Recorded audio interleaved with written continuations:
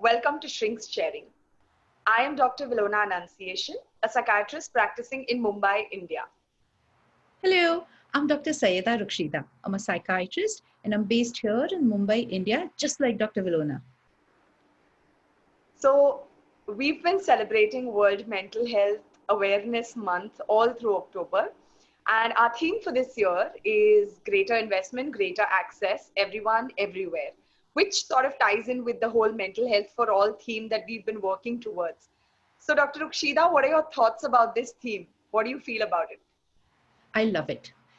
I love everything mental health. But the reason I specifically like this theme is because, especially in view of COVID-19, where it's really become apparent to all of us that mental health is such an important aspect of our health and well-being in general, and how little we know about how to take care of it, and how little awareness we have about what is a psychiatric illness and what should we do to get help, and also how do we get help and where do we get help.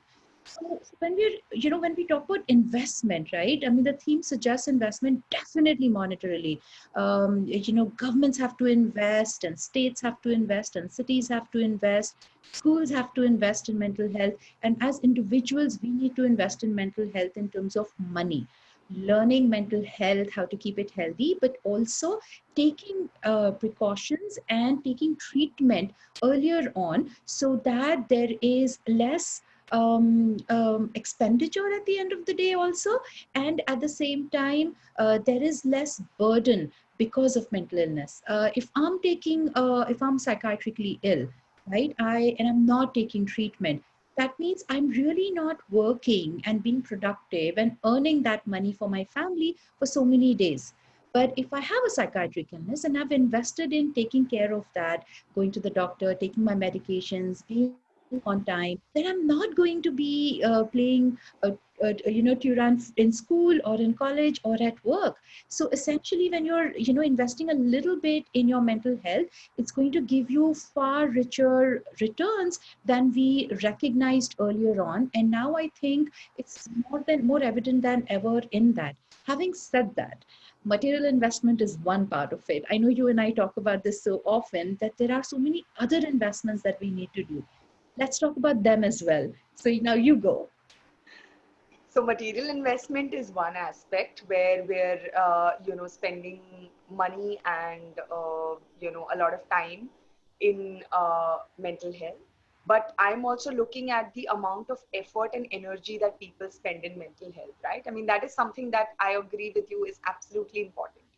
I really like the point that you brought up about the burden of mental illness because it definitely impacts productivity. We've seen so many of our patients' relatives spending so much of their time and energy in later on treating the illness when actually early signs could have been picked up and the person could have been treated at a much milder stage. Unfortunately, we still live in a day and age where people don't reach out unless the symptoms are really severe. And that's the point when they come to us and say that, oh, we need counseling, we don't need medication. So it's a lot of burden that we are seeing in terms of mental health. And I agree that the entire lockdown has brought out the whole aspect of mental illness and the need for wellness in terms of the mind. And although I see a lot more people talking about it and investing a lot of energy and time in it, I'm pretty excited about the new turn that technology has taken with the whole pandemic coming in. We've had to shift our OPDs to online, which makes it so much more convenient for patients who would struggle otherwise to make it within our consulting hours. Now they can easily, at the click of a button, get in touch with us, have an appointment, and then get back to whatever they were doing. I think there is some exciting new opportunity in this area, and I'm looking forward to what it brings to us as mental health professionals. Of course, there's a lot more that needs to be fine-tuned and improvised on, but I think we've made a good start, and especially in the mental wellness field, I think we have some really good times coming ahead, with the greater investment theme that the World Health Organization has decided for this year.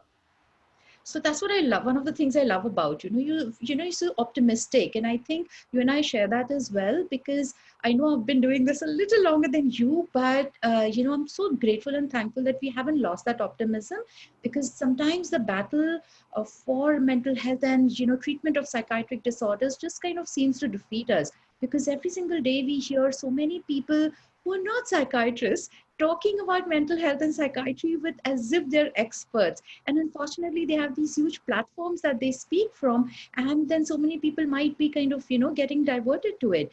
I haven't shared this with you, but during the mental health week and everything, a colleague of mine of ours just messaged me that, oh, I need to give a quote, and we were just discussing what it is, and we were talking about cost of mental health, cost of mental treatment of psychiatric illnesses and mental health. And we talked about a few things that we just shared with each other, but also I told him that, what about the cost of the literal cost, like the money, right? The money that people have spent before they've actually arrived to the psychiatrist for their mental health and their treatments.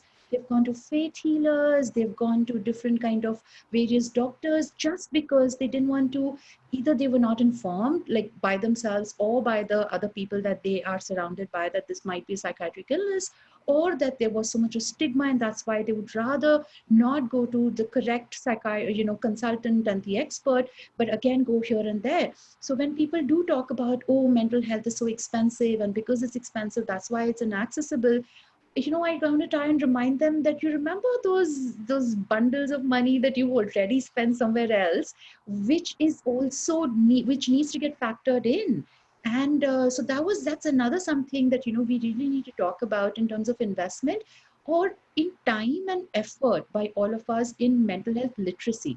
Mental health literacy it just means that, okay, you understand what mental health is, you understand what to do for your mental health, you understand what mental health first aid is, and you recognize the signs and symptoms of psychiatric illnesses, and know which resource person to go to, and the correct consultant to go to. That's going to save you time, it's going to save you energy, it's definitely going to save you money. So that kind of investment is definitely something that we need to really start being aware of, because so many times, in fact, just earlier on today in my OPD, I was saying that because of the COVID, everybody's in financial stress, and they're coming and sharing it with us, and we know that, okay, they're paying a certain amount of fee to us as well, and that kind of like breaks your heart, and you're empathetic about it. But I want to try and tell people that, contrary to popular belief, mental health illnesses and treatment of it is not as expensive as people think. Uh, so that's one part of it. And Dr. Vilona, would you want to kind of tell people where all they can go to access mental health services, whether that's psychiatry, if somebody requires medications, whether that's counseling, whether that's occupational therapy or remedial education? What are the places that they can go to if somebody who can't afford private sector? Absolutely. So I'm glad you brought that up, because this has been a question that has come up quite often. In fact, I was shooting a promotional video for a movie on mental health. And when we were shooting that, the director turned to me and said, depression तो अमीरों की बीमारी है, हम गरीब नहीं afford कर सकते हैं. And I was like, that's such a myth about mental health, because that's not true. So many of the patients that both you and I see barely can afford to pay fees, right? And both of us see charitable OPDs where we're seeing a number of patients who come in and pay a very nominal sum of fees. And even for those who can't afford that, each and every single one of our government hospitals, whether it is KEM, whether it is Sion or Nair or JJ, all have specific psychiatry OPDs that cater to people who cannot afford to pay fees in private. Yes, you might need to take the day off and wait in the queue, because there are a number of people waiting. But that is an option for those of you who cannot afford to pay for the full-fledged, costs that are there in private mental health care.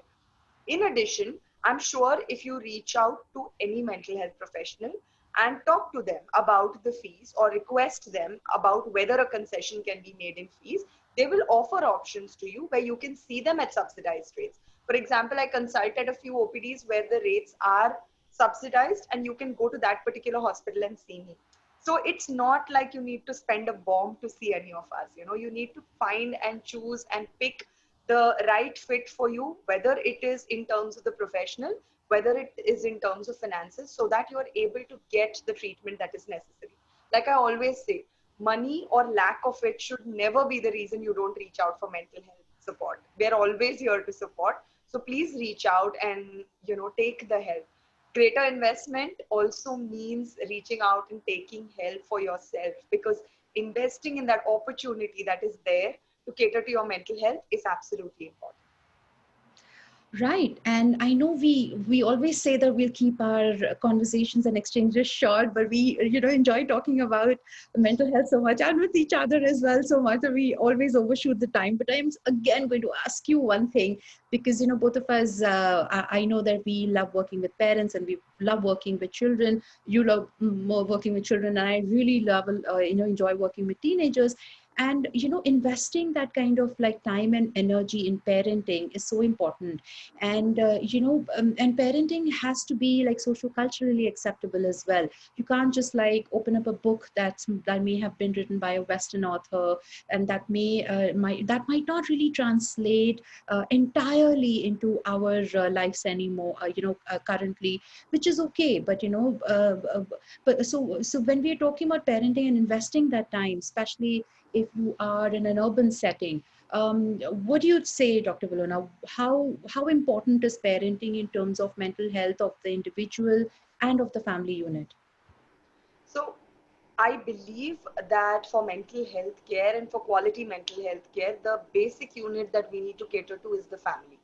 So, in that sense, I feel parenting has a very important role, because it starts from looking at and identifying concerns that could potentially lead to problems later on, that could be identified in childhood, like ADHD or autism spectrum or difficulties with learning and academics. Of course, we've all seen that a majority of our mental illnesses have their onset in young adolescence and early adulthood. So, parenting from the standpoint of being able to understand and identify areas of concern, and then reaching out and taking the appropriate help. Because when we work with children and teenagers, it is so important to have the family involved in the whole treatment process. So, in that sense, we're actually family psychiatrists rather than just psychiatrists to the patient who's in front of us, because we're talking about the child or the teenager, of course, but we're talking about parental issues, we're talking about marital issues between the couple, we're talking about other concerns that each individual parent may have for their own mental health. And so I think that as a unit, the family needs to be catered to. I studied in an institute in Mangalore, Father Muller's Medical College, where one of the admissions always happened in the family psychiatry ward, where the family was expected to stay with the patient.